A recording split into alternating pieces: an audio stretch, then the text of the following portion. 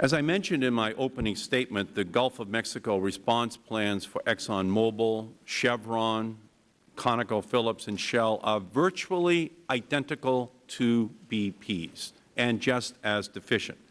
As you can see by looking at the covers of these 5 plans on the screen and over my head, the pictures are the same for each plan. All that is changed is the color of the cover of the plan from each of the companies seated at the table.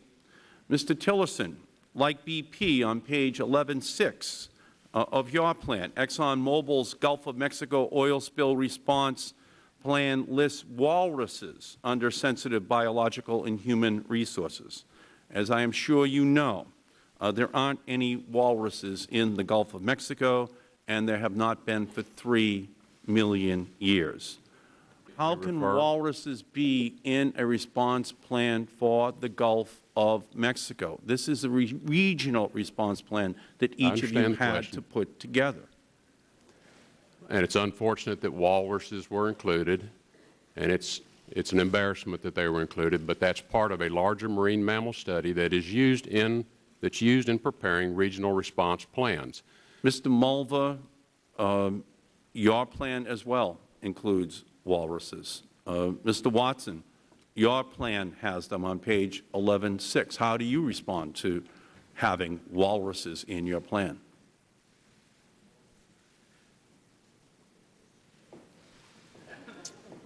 Respond in a similar fashion. The plans are put together in response to guidelines from the Minerals Management Service. Do you agree that it's an embarrassment to have walruses in a response plan for the Gulf of Mexico, Certainly Mr. Watson? For the Gulf of Mexico, that's not appropriate.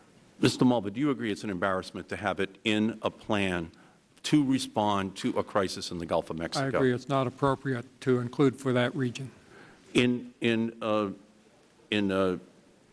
your response plan, Mr. Tillerson, as well as some of the other plans, including ConocoPhillips, there is a Dr. Lutz who is referred to as an expert, a technical support person. Mr. Lutz died in 2005, 4 years before the plan was actually filed. How, Mr. Tillerson, can you justify in a response plan having a person who has been dead for 4 years? Is that also an embarrassment? Well, it is, but let me point out that Dr. Lutz is part of the University of Miami's Marine Mammal Research Division, which has been an important resource for preparation of these plans for years. The fact that Dr. Lutz died in 2005 does not mean his work and the importance of his work died with him. There are many other individuals identified in the plan for contact in the event that we need expertise. It's 2010. And those numbers are all valid that are in the plan. It's 2010. It just seems to me that when you include Dr. Lutz's phone number in your plan for response, that you have not taken this responsibility seriously. Mr. Mulva, the same is true for you. Is it an embarrassment to ConocoPhillips to have that as part of your plan? Well, the plans need to be updated more frequently. What's important is the institution. That's who we refer to for support. Obviously, it is embarrassing, but we really look towards the institution and not necessarily the individual. It just seems to me that for each of your companies, the only technology you seem to be relying upon is a Xerox machine to put together your response plans, that there wasn't enough effort put together to ensure that in the Gulf, if a catastrophe occurred, that you would be able to respond.